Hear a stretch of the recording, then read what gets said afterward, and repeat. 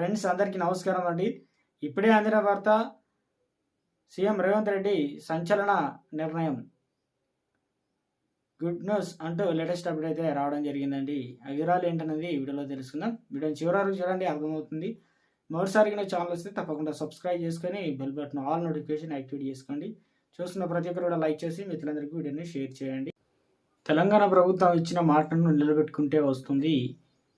ఎన్నికల్లో హామీలు ఇచ్చి అధికారంలో వచ్చిన తర్వాత ఎగ్గొట్టకుండా వీలైనంత త్వరగా హామీలు నెరవేర్చుకునేందుకు ప్రయత్నిస్తుంది.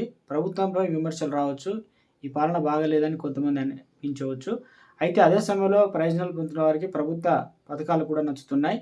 అయితే సమస్య ఏంటనేది ప్రయోజనం పొందుతున్న వారు విషయం ఏం లేదు బయట వారికి చెప్పడం లేదు. దాంతో కాంగ్రెస్ ప్రభుత్వం ఏమీ చేయడం లేదని అభిప్రాయం గ్రామాల్లో కనిపిస్తుంది. అయితే అదే గ్రామాల్లో చాలా మందికి ప్రయోజనాలు పొందుతున్నారు. తాజాగా రైతు భరోసాకి సంబంధించి ప్రభుత్వం రెండో విడత అర్హులైన రైతుల ఖాతాల్లో నేడు డబ్బునైతే జమ చేస్తుంది. ఈ మధ్య ఎకరం భూమి ఉన్న రైతులకు 6,000 రూపాయలు చొప్పున ప్రభుత్వం జమ చేసింది. ఇప్పుడు నేడు 2 ఎకరాల లోపు ఉండి సాగు చేయడానికి అనుకూలంగా ఉంటే వారి ఖాతాల్లో డబ్బులు అయితే జమ అవుతాయి. ఎకరానికి 6,000 చొప్పున ఒక్కో రైతుకు అకౌంట్లో మొత్తం 12,000 రూపాయలు జమ చేస్తుంది. మొత్తం 1,50,00,000 ఎకరాలకు రైతు భరోసా నిధులు అకౌంట్లు అయితే జమ కానున్నాయి.